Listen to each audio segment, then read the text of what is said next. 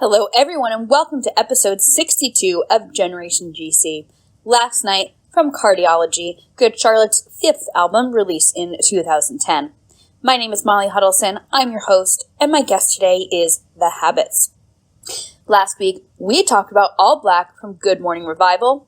In a few days, we'll have a bonus episode, and next week, on our next regular episode, we'll be talking about a song from Youth Authority.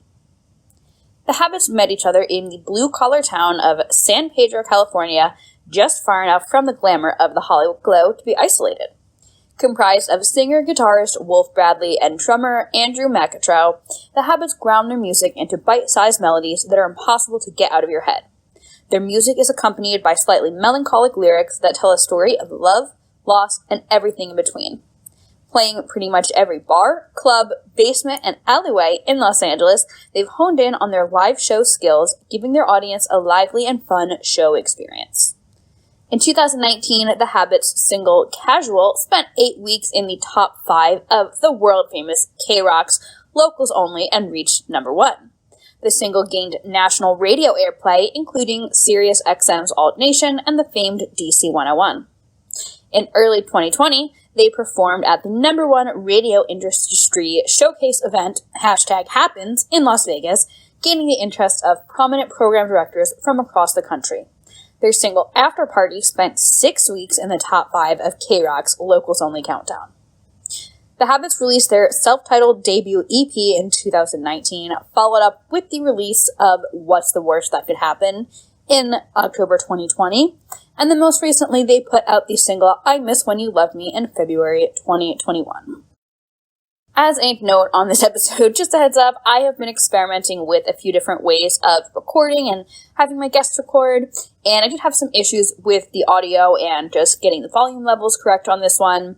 I did a whole lot of manual adjustments trying to get it to sound right, but just hopefully it doesn't sound too off. Hopefully it sounds okay to everyone in the end. I also wanted to say that I love having guests from all around the world and from all different backgrounds on Generation GC. If English isn't your first language, that's totally okay. As long as you're comfortable holding a conversation in English, you're good to go. And by the way, different backgrounds doesn't just mean, location or ethnicity. That's ensuring a varied gender and sexuality representation in guests, representing fans of different ages, representing fans just with their own unique life experiences of any sort. I also want to continue mentioning blacklivesmatters.card.co, antisemitism.card.co, and anti-asianviolenceresources.card.co. I did a little research, and I'll put this in the show notes, but per the Washington Post, as of April 16, 2021, 986 people have been shot and killed by police in the last year. And as a reminder, that number, 986, is fatal police shootings. It does not include non-fatal police shootings. It does not include other ways that police have attacked or harmed people. And let's also remember that the argument is not, they were innocent, they didn't do anything, whatever. Because cops should not be shooting anyone. They should not be shooting guilty people either. That's not how it works. Also, per the Washington Post, Black Americans are killed by cops at twice the rate of white Americans. Hispanic Americans are also killed at a disproportionate rate. This is still happening. It is happening all the time. And it needs to change. On a more positive note, I wanted to say thank you to everyone who came to Generation GC's first birthday party on April 15th. We had so much fun hanging out and talking on Zoom. I made some brownies, we did Good Charlotte trivia, I gave away a few mugs, I read a selection from the book the band is named after. It was a great time. I definitely will be doing another Zoom hangout, so look out for details. I think we'll just do a casual tea time, cocktail hour kind of thing. Finally, Generation GC stickers are here. If you do want a sticker, there's 2 ways you can get them. Number 1, you can support the show on Anchor. Go to anchor.fm/GenerationGCPod and click support. All of that money goes right back into making the show the best that it can be. It helps me buy equipment that I need, and it also helps me print and ship the stickers, as well as print the mugs that we gave away at the birthday party. Number 2, you can make a charitable donation. you're going to go to blacklivesmatters.card.co and donate to any organization listed there. Whatever you can afford to give makes such a big difference. And then you are going to send me a screenshot of either your support of the show on Anchor or your donation. And you're going to send me your mailing address, and I will send you stickers. You can reach me at GenerationGCPod, Pod, on Facebook, Twitter, Instagram, or send an email to generationgcpod@gmail.com. And I will send you some stickers. Thank you all for tuning in, and now on to episode 62. I'm Wolf Bradley, and my pronoun is he, him. I'm Andrew Makachow. Mine is he, either. So, last night is track 6 on Cardiology, Good Charlotte's 5th album, released in 2010. Track 5 is Like It's Her Birthday. Track 7 is Sex on the Radio. It was a single, but it came out as a single after the album in February 2011. There is a music video. It is very, very good. In terms of credits on the song, so like if you look, for example, just on Genius, it just lists Benji and Joel Madden and Don Gilmore, who produced the album. YouTube actually lists several more writing credits. They also list as writers for this song Michael Moose Thomas, Jay James, Matthew Tuck, and Michael Paget. I guess the YouTube list is kind of a more complete list in terms of additional people who may have been in, a writer's room. I don't know. I don't really know how the details of all of that work, but that's my guess. This song did not chart in the US, but it did reach number 27 on the Australian singles chart and remained on the chart there for 13 weeks. Setlist.fm has it ranked as number 34 of their most played songs, with 30 records of it being played. They did play it on the Cardiology tour in the US and Europe, and of course they played it a ton in Australia. And fun fact to mention that this was on the soundtrack of and used in the trailer for American Reunion in the American Pie franchise, which, by the way, I don't know if you all, I guess I'm kind of late to the party, but just a couple months ago, whenever the last one came out, I didn't realize how many American Pie movies there were and that they were all sort of related. Mm-hmm. Mm-hmm. There's a lot. Yeah, there's so many.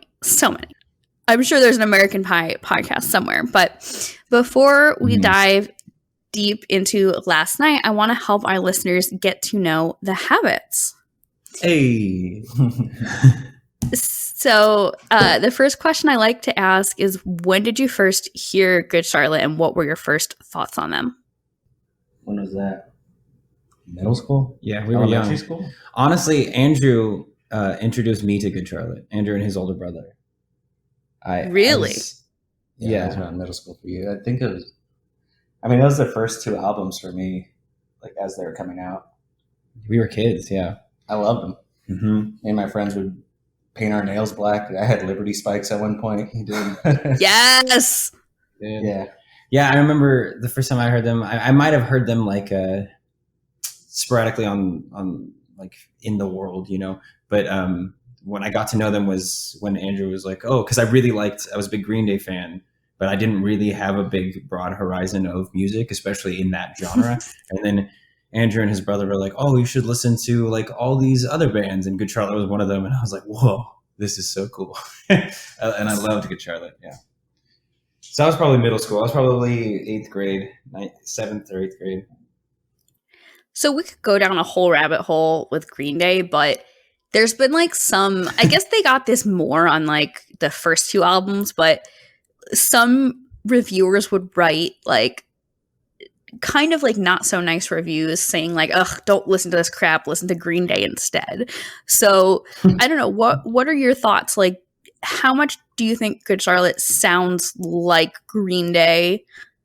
Or I guess which Green Day album do you think Good Charlotte sounds the most like? My opinion, because I feel like Green Day was around for much. I mean, they came out so much earlier than Good Charlotte for sure. And then I feel like there was everything in that genre was very much based on like what Green Day and other bands of that time were doing. So I mean, there's the comparison is automatically going to be there. So and it's dumb for reviewers to say, even bring that up. It's like, that's what a genre of music is. It's just a bunch of music that sounds a little similar, but with its own flair, right? I mean, but Good Charlotte isn't Green Day at all, because they do much more of like the early 2000s hip hoppy drum beats, kind of thing, mixed with the pop punk kind of stuff. So like, I don't know. I could see the comparison, but I would never go like, I would never say, don't listen to Good Charlotte, listen to Green Day. You know what I mean? That's just ridiculous. It's not Pepsi or Coke. Yeah, exactly. But even, I don't know, I'm not a Pepsi or Coke fan. But even so, there are definitely people who would say you can't just replace one with the other. There's no reason to. They both exist. Right. Why even threaten somebody with that? You know, I like both of them. I mean, you know. Definitely. Well, I want to go back in time. I mean, so it sounds like you two have known each other a while. And the bio that I have from Lauren says that you grew up together. So I guess I'm curious, like, when did you start making music as The Habits specifically? A few years ago. I mean, the nucleus of this band was back when I was 14 or 15. 2007 was when we started the first band.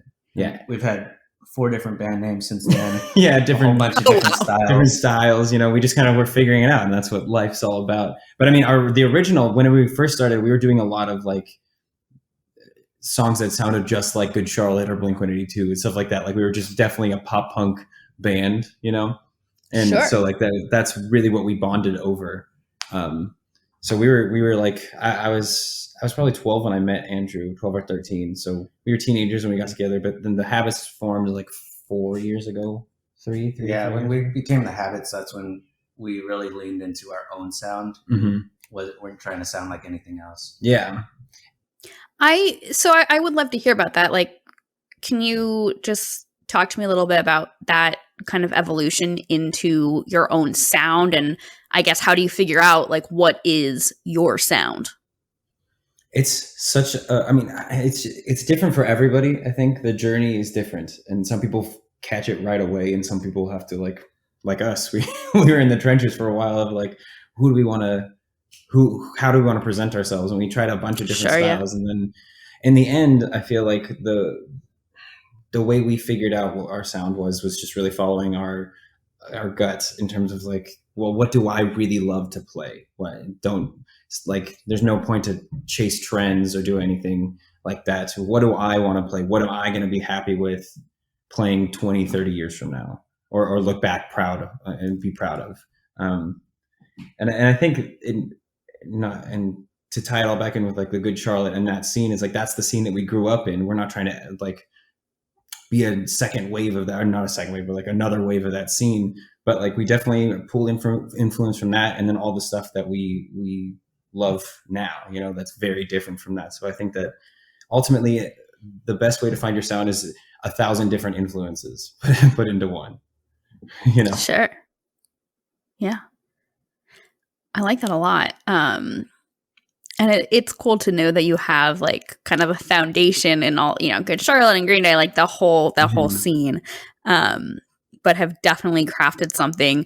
I think I had in my notes, like, there's something, well, if there's something in like just your vocal delivery, like the tone of your voice, that reminds me of like older 21 Pilots, but like, I wouldn't really say that your songs sound like them, because they also have so much their own thing.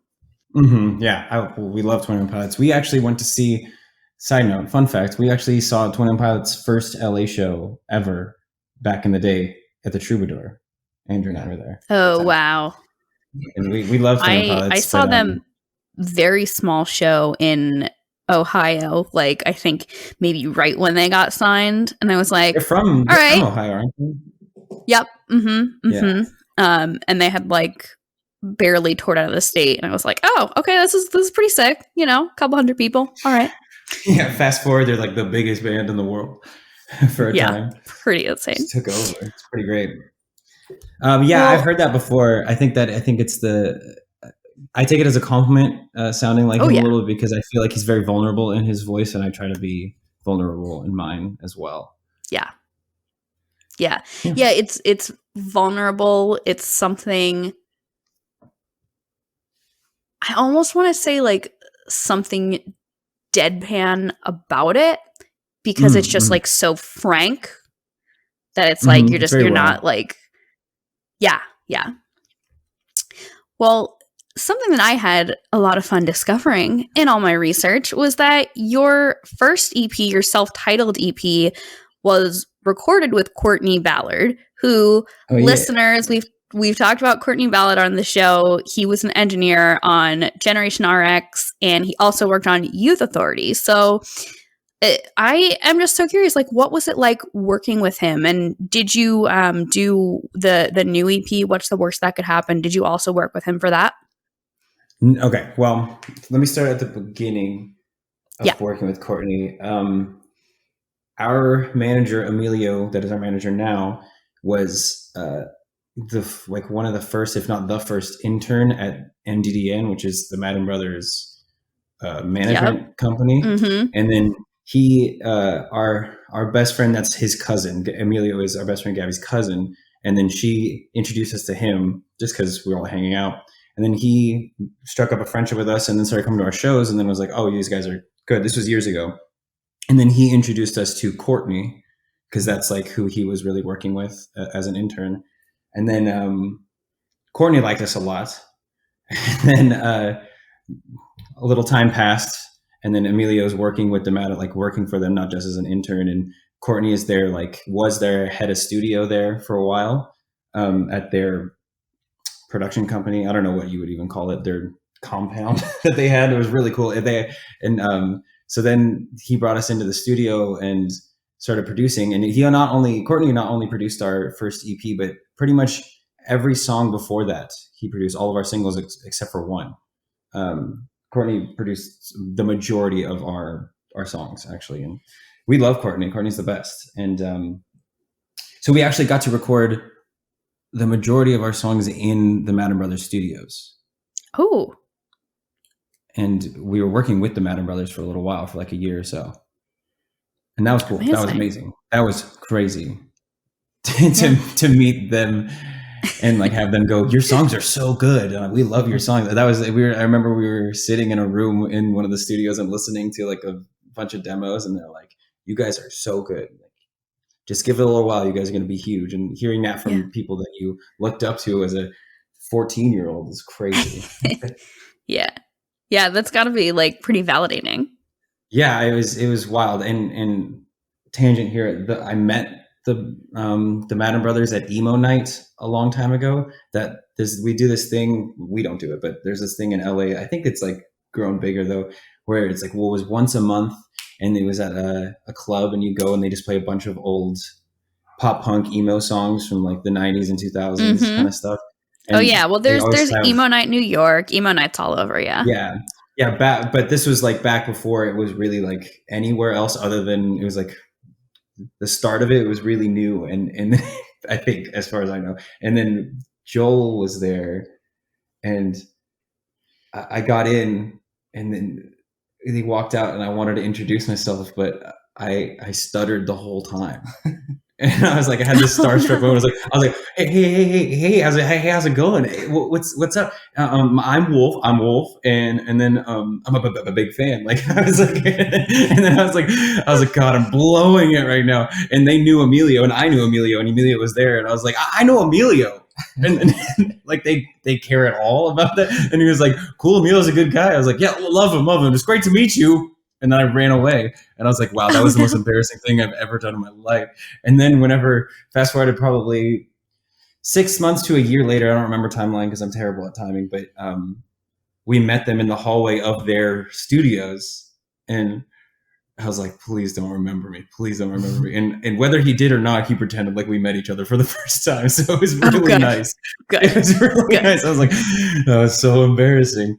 But yeah, so then Courtney, working with Courtney is great. And he did not do our EP, What's the Worst That Could Happen, for no other reason as we started writing with another a songwriter named Ben Casorla that we just really struck up a chord with, and he produced that because we wrote all the songs with him. And then, but Courtney did produce the last song that we just released, "I Miss When You Loved Me," the ballad that we released.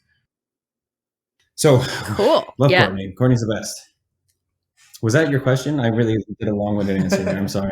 No, that was good. I loved hearing like all the stuff I didn't even think to ask about. Like that emo night story is very funny. Yeah, it was so embarrassing. Definitely, I Miss When You Loved Me definitely caught me off guard like after the last EP. Mm-hmm. Just because that's what we wanted to do. It's a ballad. It's slow. So like, do you think you'll I don't know how much you have, written or what your plans are or what you even want to talk about, but like, are we going to be getting more slow songs, or do you think you'll be kind of continue changing it up? I think that a well-rounded band, a good band, has versatility and does it all. You know, I mean, Good Charlotte has some great ballads. Like all the bands that we love have great ballads, whether it's like purely piano ballads or not. Like a slow song ties an album together to me. Without a slow song on an album, it's not a complete album in my eyes. So we had this ballad for a while, and we were just waiting for the right time to release it. And the last EP that we released, What's the Worst Could Happen, has gotten such a good response, and we've just started to. The momentum has really been building for us because of it and the songs on it. And I was like, this is the time. Let's just throw a curveball out there and see how people react to it. And the reaction's been really, really good to it. So hopefully, we're planning on going in the studio hopefully next month and getting some new music out by the end of the year, sometime between now and the end of the year. And there'll definitely be a variety of songs coming out, I think. We don't want to just do the same thing over and over again. That's really not our thing. And because we're constantly evolving lyrically and sonically and stuff, but we do feel like we found our sound on this last EP specifically. And piano and being vulnerable and singing out our hearts is definitely part of that. So yeah. Yeah. Well, I have to go back to the last EP, and I have to ask about the Amelia video, which is so good. Who plays the late night host in that? Because he is so funny. Okay, so his name is Greg Martin. Greg with 2 G's at the end, so 3 G's in total. And he plays Terry Frack, and Amelia is played by an actor named Mariah Rose Faith, who is like a Broadway. She was in Mean Girls. She was Regina George in the Mean Girls musical, and like, so it was cool. And Greg is this comedian who rose to fame of some sort for being Borat, like as a Borat impersonator, because he looks just like okay, yep. Cohen, yeah. And the whole idea for the video, I was like, I think it would be great to have Andrew. I went to our directors, Frick and Frack, and I was like, hey, can we do a video where Andrew plays all the instruments and is on camera, like 3 different versions of him on at the same time? And they're like, yeah, sure. So we kind of just came up with this idea of a late night show. But the script was very like, the whole point of it was to be like, Amelia, I was ambushing her with this performance, which is not cool. Like, I realized that it's not like the best moment to try to get her back. That was the kind of whole thing playing into that as a commentary on that kind of the folly of men's short-sightedness, basically. And and also the Terry Frack character obviously does not care what Amelia has to say the entire interview. So it's like that was the vibe, but Greg called Joe, one of the directors, and was like, hey, I have this beard and I have a role and I can't shave this beard. Is that okay? And we were like, yeah, sure. Why not? Why not? And then he showed up and he has this wild beard. And then I was like, okay, what we need to do is make this more like Eric Andre show or Between Two Ferns. Just make it kind of wacky and uncomfortable and aware of itself and how ridiculous it is, and not like a typical late night show, like a late night show that you would see on a public access television at like 4 a.m. Yes. So then, Yes. so then he so we just told him, yeah. yeah. And we were just like, why don't you just be as eccentric as you possibly can? Because that's good. That'll be funny. And it really worked out. And then he had, I wanted him to dance on the table. And he's like, I don't have any shoes that are like work with the suit, because he was under a desk the whole time. He didn't bring dress shoes or anything. And I was like, take your shoes off. That's so funny. That's ridiculous. So there's a couple clips of him like on the desk with no shoes on. It's like, why is he not wearing shoes? That's probably my favorite clip. It's a great clip. And I was like, this is amazing. Just be crazy. And if we had the resources and the ability, I would make a whole series of Terry Frack interviews and things like that. I think it's a great character, and I'd love to bring it back at some point in the future. Oh, I loved it. Yeah, he really played into the eccentricities, being loud, and Amelia's reactions were so good because you could tell she was so not into it. She was like, nuh-uh, from the start. Great. Both of them were great, and we didn't realize that we were going to have, because we're a small band. I mean, we're making this music video on a shoestring budget with friends of ours that are kind of like, we're all good in our field, but we're not at the top yet. We don't have the biggest resources in the world. Right. So we did not realize that we were going to be able to get somebody like Greg and Mariah to be in our video, and just through connections, they were just kind of like, yeah, we like the song, why not do it? And they graciously came and gave us great performances, and we're like, this is going to be good. Yeah. I mean, it definitely goes to show that when you have a great song, a great piece of art, and B, when you come into a connection with someone that trusts you and that, that they trust mutually, right? It just goes to show how important that can be.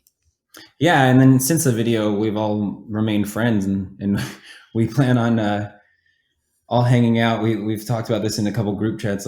When the pandemic is over, we can really all hang out and have a little party with all the cast and everything. All three Andrews will be there. Well, I gotta ask, before we dive deep into last night, I have just loved scrolling through your Twitter and just seeing all this fan interaction that you have. And I would just love to hear, what's one thing you would tell someone that's listening to this podcast and has never heard of your band before? What's one thing you would maybe tell them to be like, hey, you should be a fan of us now? Please. No, I'm just kidding. Just begging them. The bands that we loved growing up and artists that we love all seem to generate a community of not necessarily solely positivity. Being positive is great, but just feeling your feelings and not being alone in that idea. And I think that our last EP really, we kind of lyrically, I feel like I found my voice of this is who I am. This is completely vulnerable, and this is the most poetic I can be at this moment. You know what I mean? And and I think that my goal is to relate to people. But mostly when I'm writing lyrics and we're writing songs and stuff, it's for us to express ourselves, right? So when people relate to it, you feel less alone in the world. So I feel like we've generated a community that it's very small at the moment and growing every day. It's this really cool grassroots online community of people that just relate to what we're saying. So we all feel less alone in the world. So if you ever feel alone about feelings, come to us. We love feeling our feelings. I unabashedly share my feelings all the time, Yeah. People really related in that way with Shoulders song, because you're just kind of moving on from something. You had to feel everything in order to move on, realize you're better than that. And the thing about us is that we're not ashamed to talk about how human we all are. The human experience is making mistakes and learning from them, and good things happen to you, bad things happen to you. It is everything. So we want to talk about everything. We want to feel everything. So if you want to be a fan of us, all you have to do is be human and enjoy being human, the good and bad, and That's our vibe. Hell yeah. Could you imagine if a lawyer was making like a closing statement and he ended his closing statement by saying, "And that's our vibe." That's our vibe. You know, my brother's going to start law school soon. I'm going to pass that on to him as a piece of advice. Yeah, just say, use that. You know, just tell people that's my vibe. And in the end, he goes, "And that's my vibe." Quote from Wolf Bradley from The Habits. Yep, there we go. Well, we were connected. I mean, we were initially connected like a couple months ago. Back last fall, and I'm so happy we're finally talking, and I would just love to hear why you wanted to talk about Last Night in particular. Last Night has such a catchy, good chorus, and that I think that the melody just draws you in. It's just undeniably catchy. Yeah. Last Night, great, and it's stuck in my head. And it's stuck in my head all the time, especially since I knew that we were talking about this song. I've just been walking around for weeks just singing this, in my head. But that's why I love the song. I think the melody is great. Amazing. Yeah, it's a great melody. Especially as I was like watching a bunch of your videos, I was really just appreciating how zany they are in this video and how just zany and expressive you both are in your videos. Save for the new one. The new one is expressive, but I wouldn't say it's zany. No, it's not. Yeah, it's not Shoulders where we're just going insane. It's very expressive. Yeah. I think that those types of videos we like those types of videos because at the time, like Good Charlotte and all those bands were doing fun videos. It showed a lot of their personality. I know are you going to talk about the Last Night video? Sorry, I totally cut you off there. Oh yeah. Continue. No, well, I want to chat real quick about what we think the song is kind of about or what they're saying in the song, and then we'll do like a deep dive on the video. Okay, cool. But yeah, I guess I would just love to hear like what is your interpretation of this song? Sounds like he's having the best night of his life that he can't remember. Who can't relate to that? Yeah. It's a drunken night, maybe a little more than that. Yeah. Wakes up the next day, he's like, I swear I had fun. I've personally never woken up and not been able to find my keys, my wallet, and all the stuff that he talks about. Right. Keys, his clothes, his car. But I've lost my phone, and I understand that. And it's awful. You're like, what happened? Where did it go? I remember like us just sitting around after a party, like the next day, where I was just like, what happened? I'm like, I don't remember 2 hours of that party. Yeah. Did I say anything? Yeah. So to me, I feel like he's. I was gonna say, yeah, they're just having a great time, and he doesn't want it to be a one night stand, but he should go back. Hopefully, he doesn't get drunk the next night and not remember it too the next time. Yeah, yeah. I was gonna say I don't think I've ever lost my phone, but in college, and I never even I don't even drink, but I would still go out. I would go to parties and stuff. And just be kind of the responsible friend. But I definitely lost my keys multiple times in college, which is a problem. But yeah, mode of transportation. They say don't call it a one night stand. Maybe it's kind of you go out and you meet someone and you do whatever you do. And I think you were saying, you want it to happen again. You don't want it to just be a one night stand, but I don't know. You lost your phone, you lost your keys. Are you ever going to find this person again?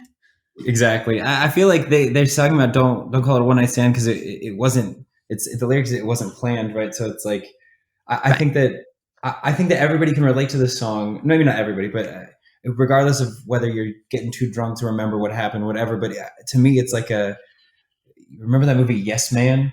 He's just kind of just saying yes to the adventure of the night, and the next day he's going oh, what happened last night? And I'm all for that, just keeping it going and not turning down. That's my favorite night. It's like you don't know what's going to happen, and go out with my friends, start one place, and end up somewhere else. Right? Like the Dude, Where's My Car? Yeah. Yeah. I love that movie. I think that's what I kind of miss most about the pandemic. It's like, right?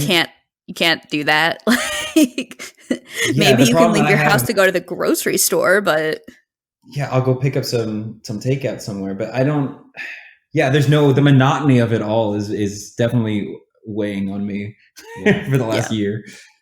It's tired of seeing the same walls. Same walls. Yeah, in the house. I only have certain artwork. I moved a few months ago, so I have different walls, which is exciting. That's a little break in the monotony. Andrew and I live together, and we see each other every day, and that's pretty much like for the majority of it. Besides, like a couple other people, like friends and maybe my parents, he's the only one I've really seen. Yeah. The other day I was like, should we hang out? Should we like go get some food? Like I just see you at the house. I know. Yeah, we don't do anything because we just live together. So it's like sometimes there's work to do, and then we'll just sit there. Sometimes we'll watch a movie. It's like we gotta do something to spice our friendship up right now. I like how food is the idea of hanging out. Oh, can't go wrong with food. No. Yeah. I miss going out. Oh my God. I miss just like the socializing and the kind of like all of those, because like the close friends I feel like I've stayed in touch with, if not in whatever ways are safe, been able to see. Like the very, very, I'm talking like a very, very small. I think I've had 2 people actually inside my apartment, and like maybe 1 or 2 others that I've seen outside with masks only. But it's like the kind of like acquaintances and the friends of friends that like you would always see at shows. Yeah, they keep life interesting. Like just you need like the splash of different vibes coming in every once in a while. Yeah. Well, let's talk about the last night video. Okay. So basically it's family double dare. Mark Summers is there. Everyone is singing along. Like Mark Summers and all the members of the band and the other team, they're all lip syncing the words. Good Charlotte's team is called Cowabunga and the Twins. And the other team is the Cheese Cutters. Nice fart joke there. I know. Like they're real adults, aren't they? They really are. Like Joel was married and had a child by this point. Never too old for a fart joke, I guess. No, fart jokes are always funny. Yeah. It was also a partnership, I guess, with Funny or Die, or it was released on there. And there was an interview that the twins did with Billboard, and Benji said it was just like living a childhood dream. And like, honestly, I don't know if y'all watched Double Dare growing up, but like, oh my God, how bad did I ever want to be on that show? Right? I mean, I feel like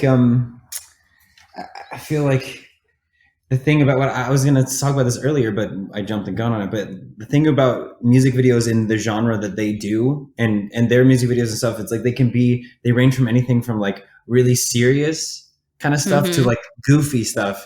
And everything in between, but like all the fun childhood dream goofy things that they do is very personality driven, and I really appreciate that, and that's what we kind of try to do in our music videos and going forward and the past whatever. We want to show who we are as people. It's like, yes, we are in this band, but like we're individuals in this band, and we want to have a good time with you, you know.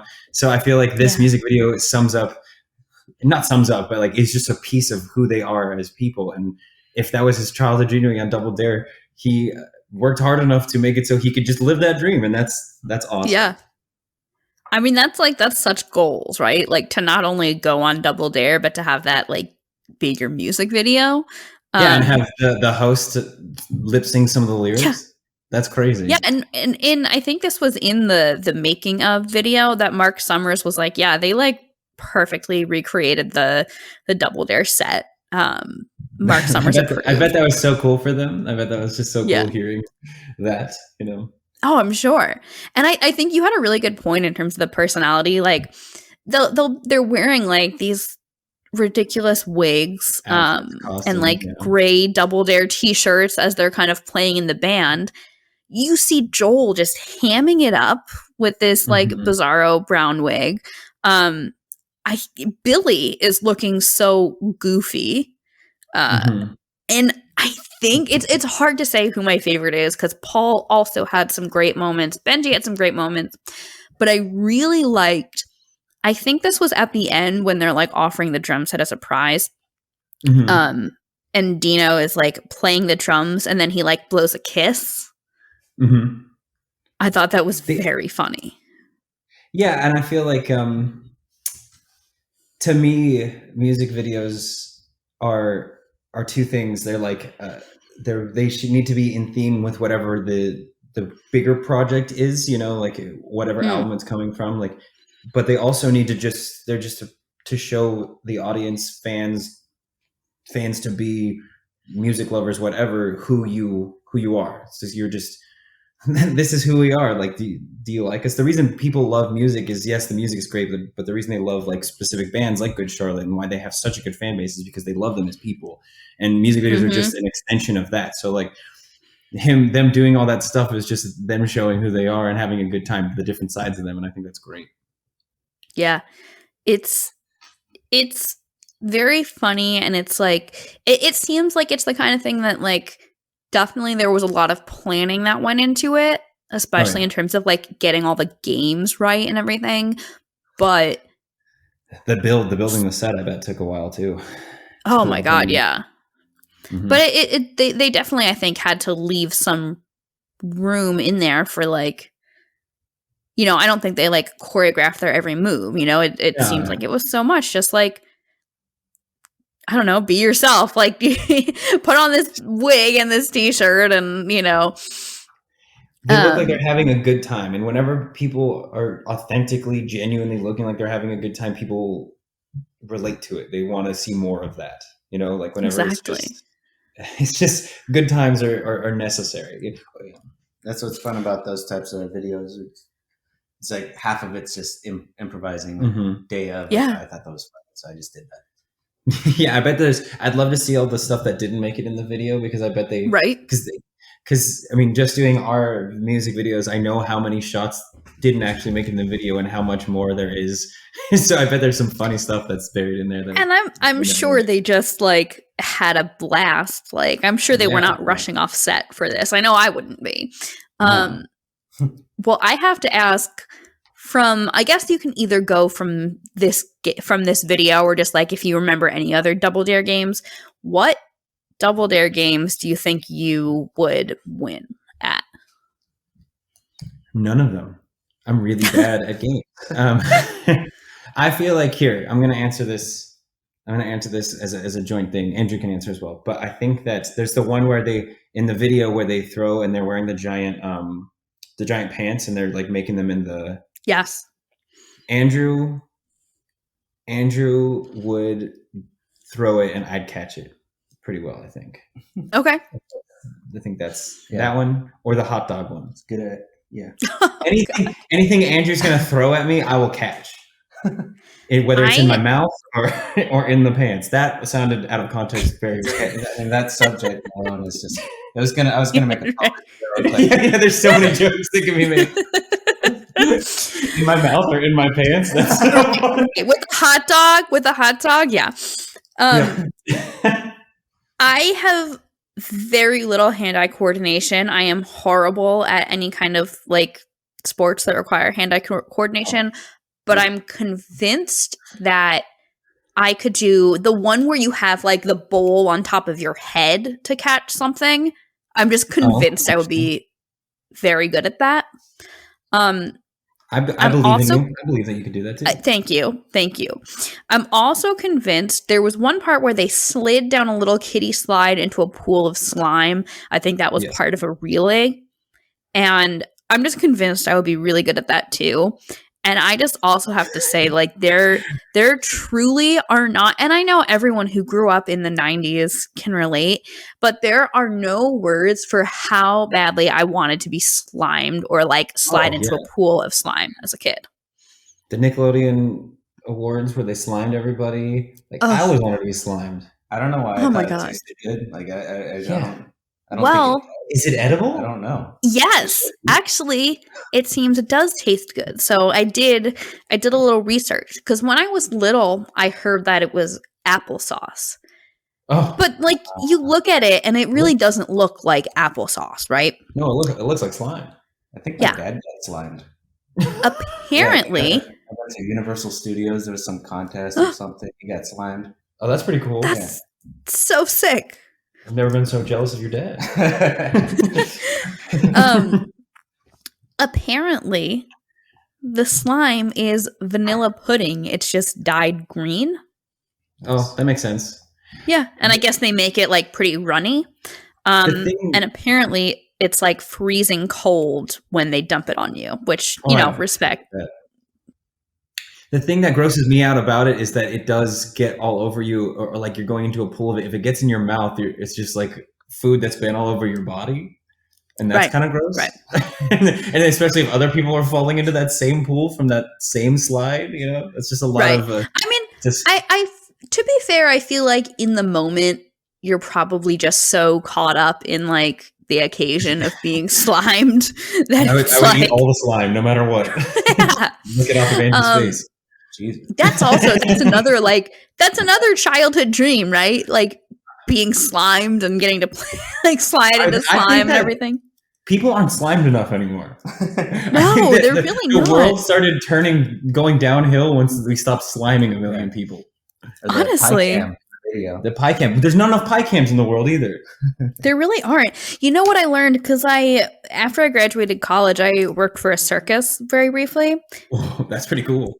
Yeah, it was very cool. The pies are not whipped cream, it's shaving cream usually. That's not as cool. That's not as cool as I don't want to eat shaving cream. No, you don't want to eat shaving cream at all. But it's something like, I guess whipped cream gets like sticky and like melts weird, and shaving cream kind of holds up. But at least that's, you know, what's traditional in the circus world. I don't know about, you know, I feel like on Double Dare maybe they do use whipped cream because it seems like people kind of afterwards. Yeah, licking their face. We did a music video a long time ago where we like pied somebody, and then I remember we got pied kind of, and then I remember I got him in my ear, and my dad was telling me, he's like, "You make sure you clean your ears up. That'll just give you an ear infection." I was like, "Oh, I didn't know I was doing something dangerous." Yeah. I wonder what they would do if, like, let's say one of the Nickelodeon stars that's going to be slimed at the Kids' Choice Awards has like a dairy allergy. You can't dump vegan pudding. Yeah, I mean they've got to like have that on hand. Like I know that like being vegan maybe wasn't as common in 1999, but like there were people with dairy allergies, you know? Yeah, I feel like I never thought about slime and how you'd probably have to sign a waiver saying that being slimed is okay, and if you get injured or sick, you can't sue somebody. Yeah, I know. You have to sign papers to get slimed. I don't know. Yeah. I want to be randomly slimed and then find out I have an allergy and then be able to sue somebody for sliming me. Right. Well, I want to talk a little bit about the song itself. I just had one note in terms of kind of like the production is like these weird like beat boops at the beginning.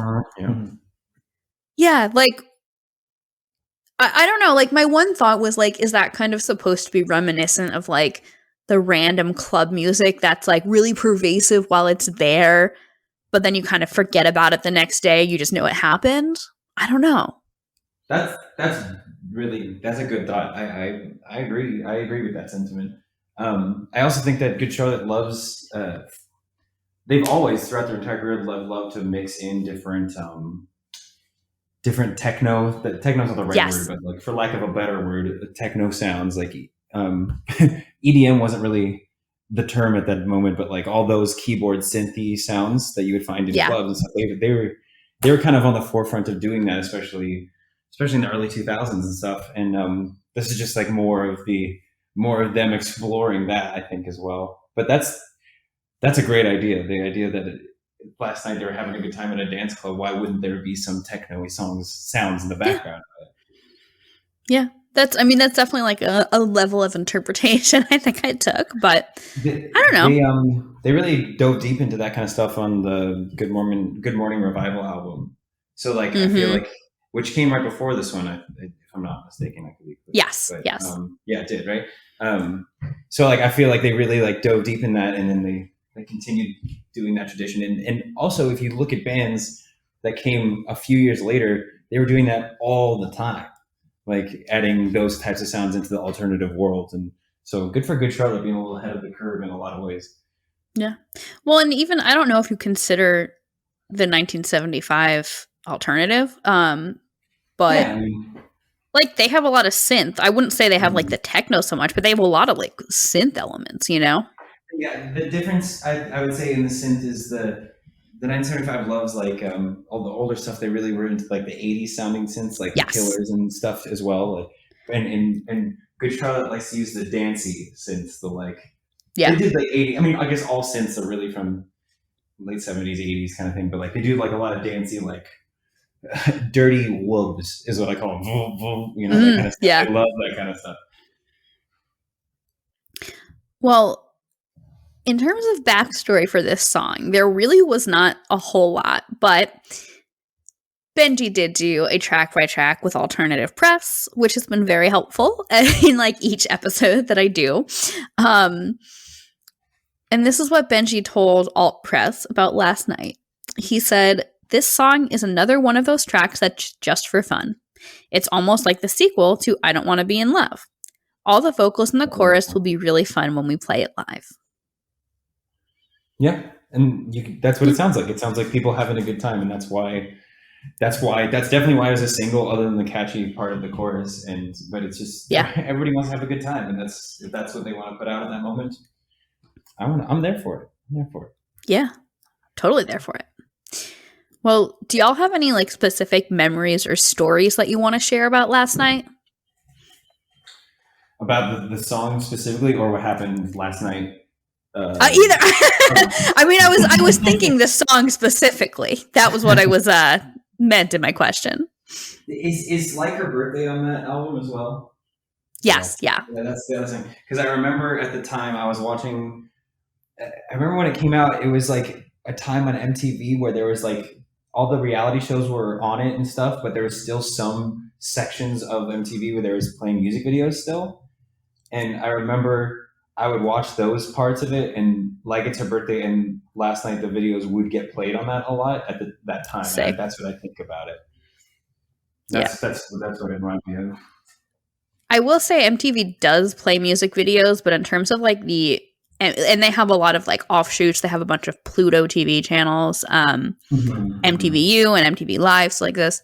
But in terms of like what gets played on MTV, it's like it's like not that big of a playlist each week. And it's like a very specific, like, you know, top 40 kind of pop, I think. Yeah, I could see that. I have not watched it in so long, but I do remember like 10, 11 years ago, it was still like you could find obscure. Not saying that Good Charlotte is obscure, but they're not obviously like not a top 40 band at the time, or pop song at the time. They were still showing things like that, and I remember seeing it a lot. Yeah, found out a lot of good music from MTV. Mm-hmm. Oh yeah. Well, my story that I have to share about this song. So I joined the Capitol Records street team when Good Charlotte signed to Capitol Records. And I was doing like other street teams too. So I joined the Capitol Records street team, and they had a contest where they would send you posters for Cardiology. And they would send you, I think, like 10 at a time, or like you had to ask for 10 separately. And it was like whoever hung up the most posters and had like the best traffic, whatever, with the Cardiology posters, like physical posters, whoever hung up the most would win a prop from this video. Oh, wow. I think it was like a Double Dare sign or something. And I I mean, I must have hung up like 30 posters around my campus and like all of Cleveland. And I came in like second place or something stupid. Oh, wow. That's so close. It was so close. It was so close. It was so, I was like, I'm so, like, I deserve to win. I think you deserve to win too. Let's hunt down the person that did win. Let's take the poster, whatever they got from the video, and I'll get it to you. Right. I know. I'm curious, like, who did win and what they did with the sign, because I would definitely keep a sign like that. Like, you got to keep that forever. Oh yeah, definitely. Well, we did obviously, like, Benji mentioned that this is like a sequel to I Don't Want to Be in Love Dance Floor Anthem. It's also like kind of a similar vibe to Like It's Her Birthday. But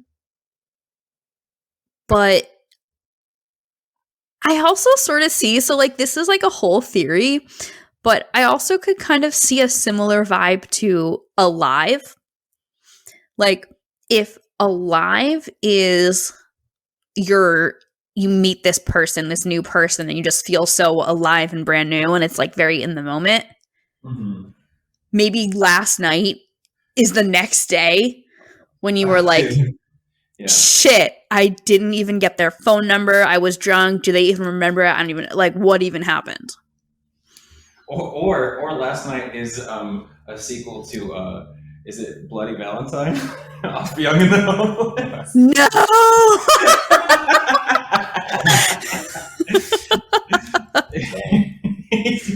Isn't that's the song where he kills the dude, right? Yeah. And he's like, I don't remember. I didn't do it. This is his alibi song. Yeah. Mind blown. Wow, Joel. Maybe we should look into this more. I know. Maybe you need to talk to somebody. We connect all the songs. There's this huge conspiracy of this like murder cover up. Right. You know, the things we uncover doing this podcast. It becomes an investigative like podcast. Exactly. I want to read some critical reviews of this song because they were kind of all over the place. Rolling Stone gave the album 2 out of 5 and said, Last Night yokes a Jerry Maguire reference to a riff nicked from Brown Sugar and comes out sounding like hot Disney rock. Oh, no. Yeah. Disney rock, huh? I mean, if hot Disney rock means stuff like the Jonas Brothers, who were and are wildly successful, I would not say that's a bad thing. It annoys me when people use things that are successful and very popular as insults. It's like, well, obviously they're doing something right. Like, right. What is the problem here? Yeah, it's like they're trying to come across as sounding smarter and more niche than they are. AV Club called this an overprocessed banality. Oh. Yeah. Inspirer mentioned Inspirer mentioned the techno vibe at the beginning and said that Last Night is a song that is about exactly what it appears to be. And this person said it is one of my favorite songs on the album. Yeah. There you go.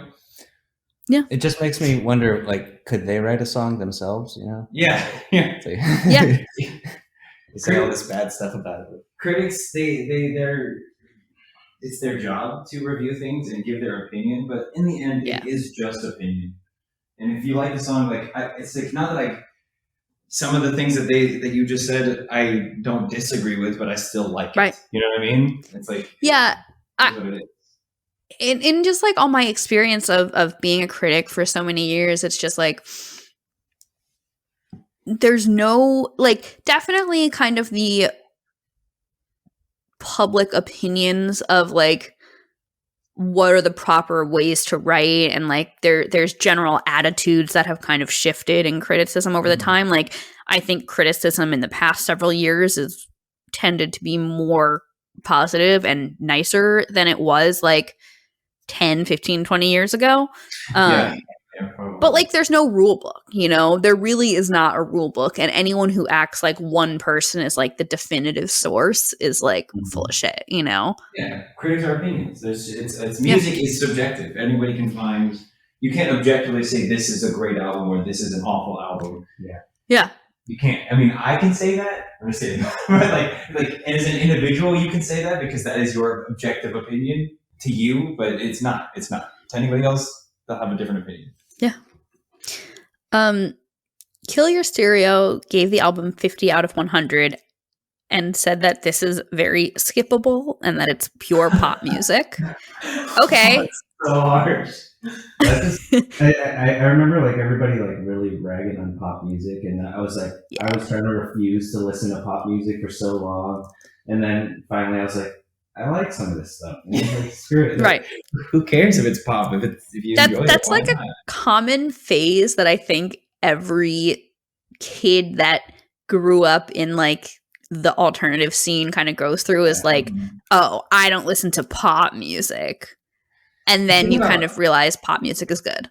Yeah, the thing about Good Charlotte specifically though is that they've been pop since the beginning. Like all of their melodies are pop melodies. They have distorted guitars and whatnot, but like, I mean, listen to the anthem. All the beats and the stuff in the background is very poppy, and then you just put a distorted guitar and you have his voice. The melodies are so pop. It's just like you can't fault them for writing catchy melodies. That's basically what they're saying. You know what I mean? Didn't Joel tell us we were a pop band? Yeah. Oh yeah. And then we leaned into that a little more, and we're like, yeah, this is. Now we understand our own genre. Right, yeah. We are a pop band. Anybody can be a pop band if they have pop melodies. The pop melody is just a catchy melody that everybody can sing along to. And I love those types of melodies. Yeah. Screw these critics, man. Let's go burn their houses down. I'm just kidding.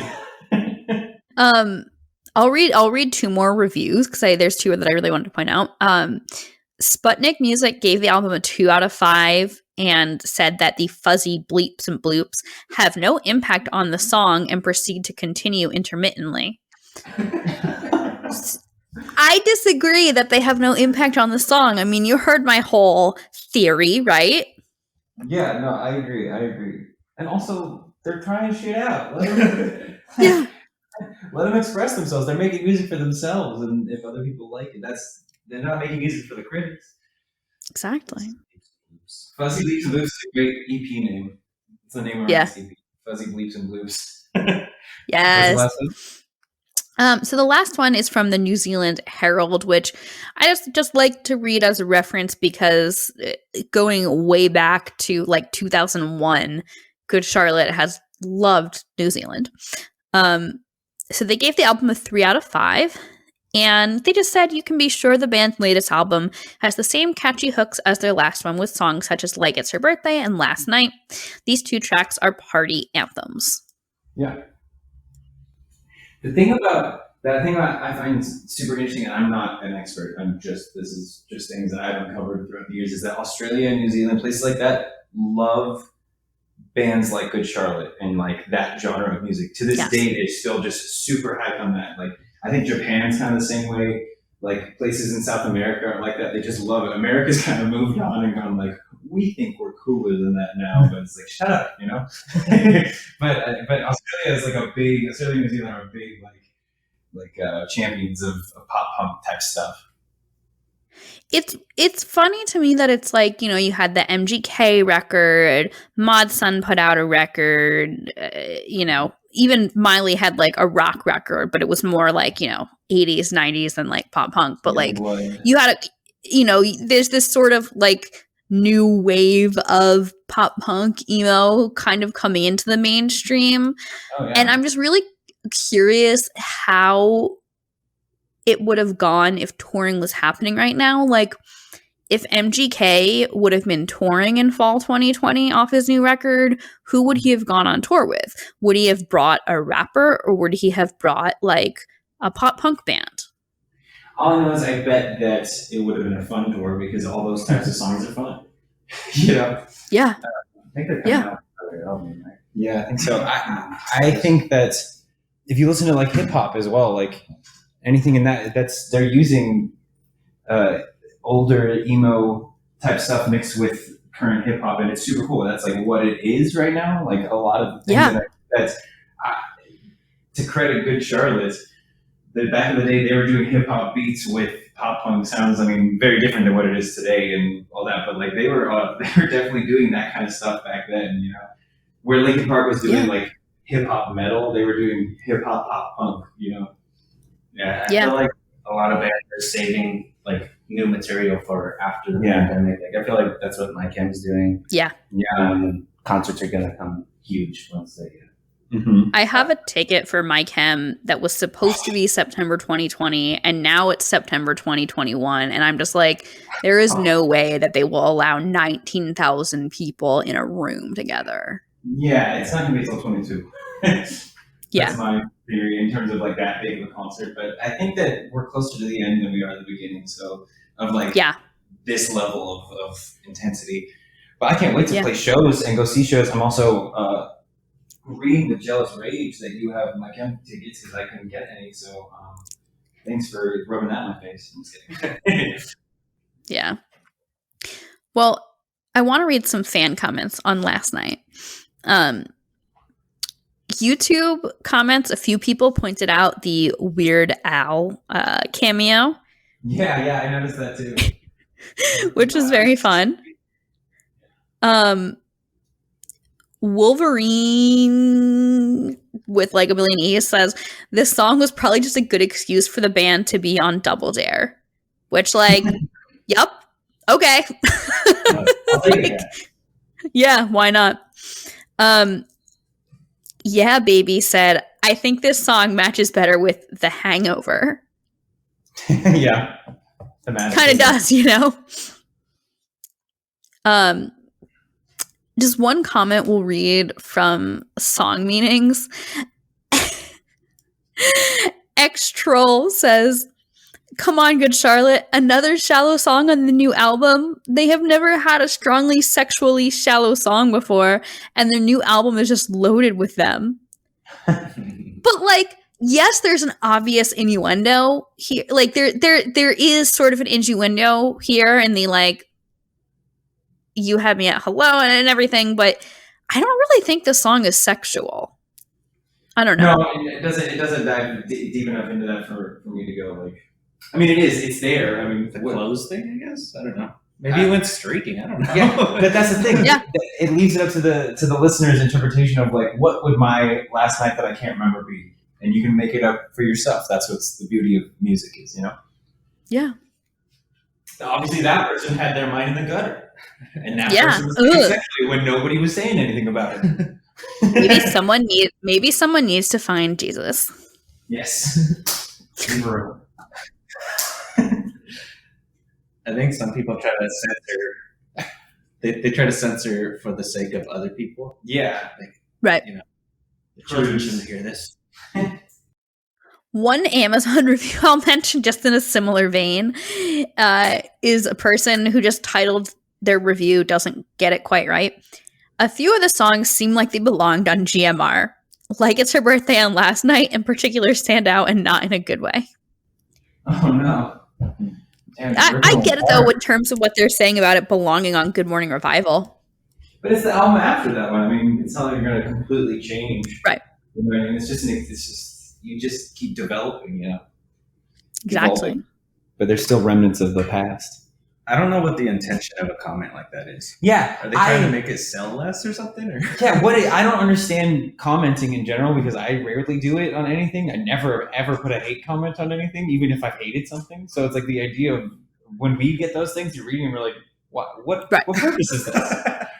I mean, honestly, I think it's like twofold. I think it's like disappointed prior fans of Good Charlotte, A. And also it's like, frankly, I think a lot of it comes from people who have a lot of negativity in their lives and, you know, just feel the need to express that because maybe saying, I hate this new song by Good Charlotte is easier than like confronting their own demons. Yeah. Well, I do have to say, fans are literally the best and the worst because they're the hardest to please ever because they love you. They love you no matter what, but at the same time, they will talk more shit about you than anybody else. It's like if you put out something that they don't think is the right thing to have put out, they're just like, wow, I used to love you guys, and you know what? This sucks. This is terrible. You're like, Jesus, what happened? Like, I'm sorry. Well, it's even like it's bands too, and I think Good Charlotte obviously is a great example of that. But like, I love Degrassi, like the TV show Degrassi, and Degrassi fans were always like kind of ragging on certain things, you know, certain characters and certain things the writers did, and like how a new showrunner messed things up, whatever. Yeah. But when anyone else comes for Degrassi, the fandom is like, no. Don't you dare. Yeah, don't you dare.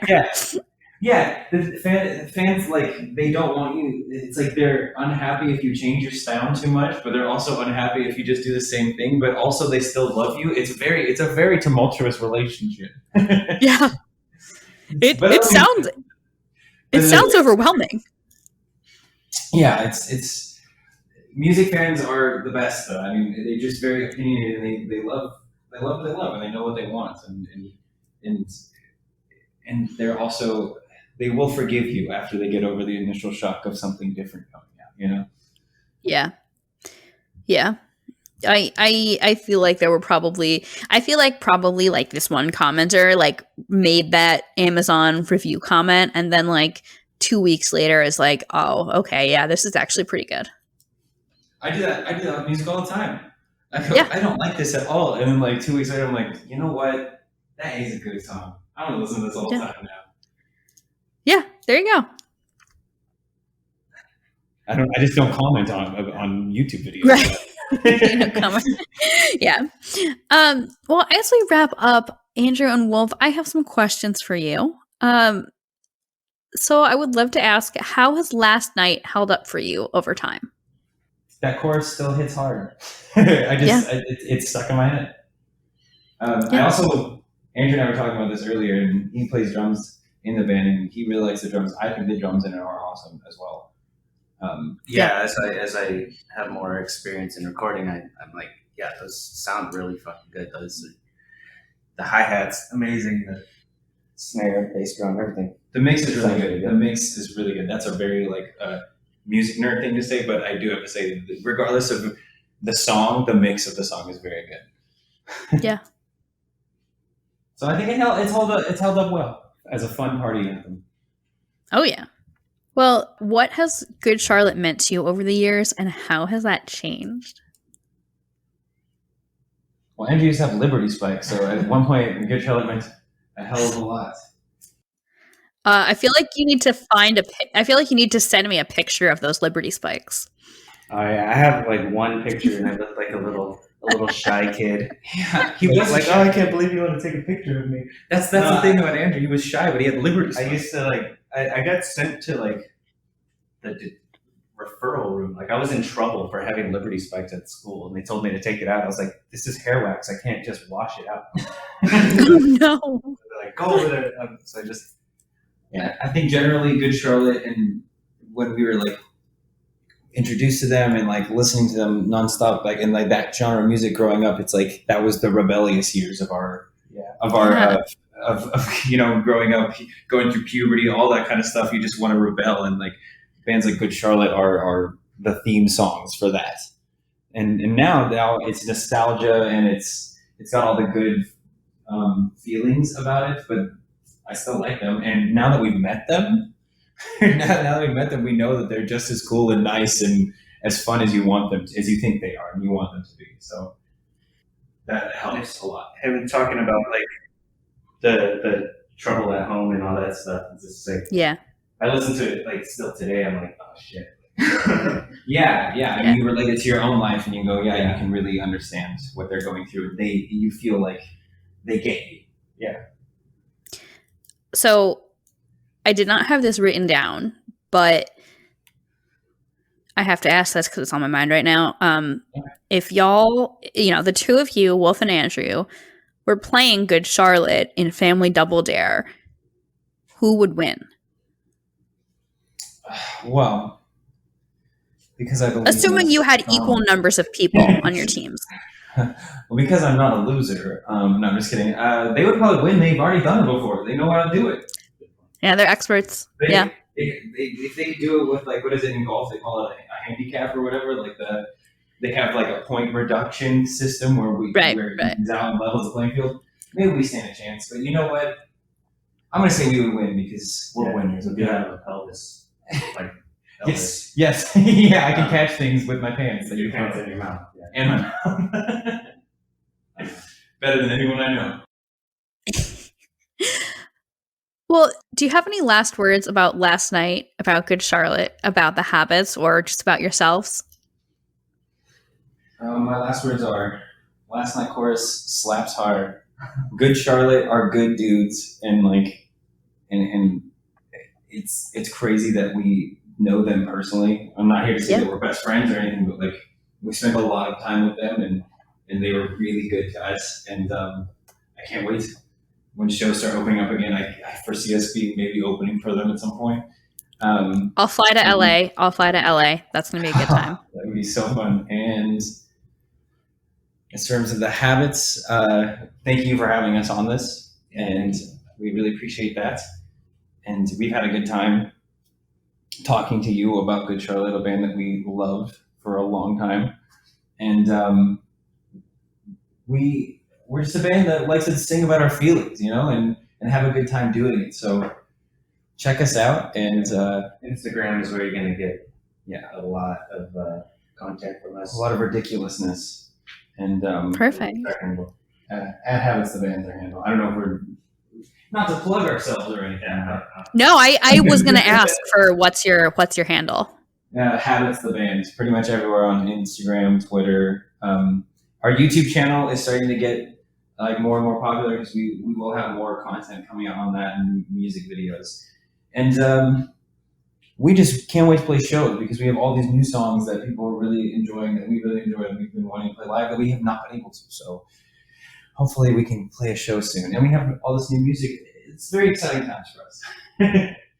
Hell yeah.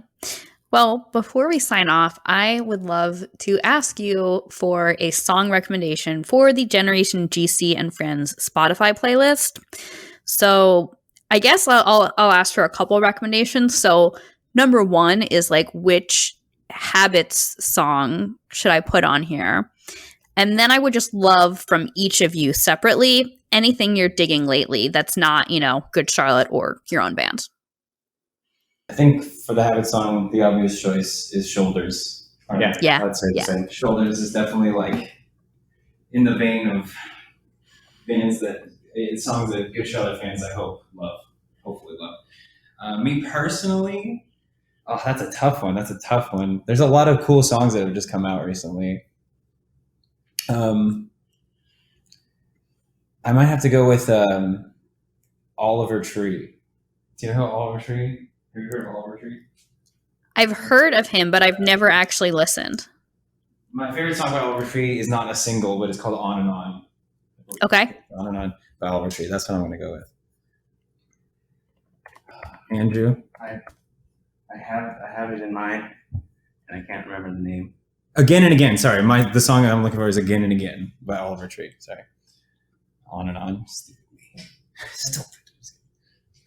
The one that Courtney produced lately. Oh, by Chase Atlantic? Stand Atlantic. Which song? We're big fans of Courtney's production, so when he works on other people's stuff, we like it a lot. And Andrew's really into this band, Stand Atlantic. Yeah, I'm gonna say the Pink album. Shh. It's called Shh. It's all Shh with an exclamation point by Stand Atlantic. Shh. Yeah. Sweet. Well, thank you, Wolf and Andrew. Thank you so much for coming on the show. Listeners, thank you for tuning in. Last week, we talked about All Black from Good Morning Revival. In a few days, we'll have a bonus episode. And then on our next regular episode, next Wednesday, we'll be talking about a song from Youth Authority. My name is Molly Hudelson. I've been your host. You can follow Generation GC at Generation GC Pod, P-O-D, on Facebook, Twitter, and Instagram. And you can follow me, Molly, at M Hudelson, M-H-U-D-E-L-S-O-N, on Twitter and Instagram. Thank you for tuning in. Please make sure to subscribe to the show or follow wherever you listen. Rate and leave a review on Apple Podcasts. And if you're on Facebook, join our Generation GC Fam Facebook group. Thank you all for tuning in.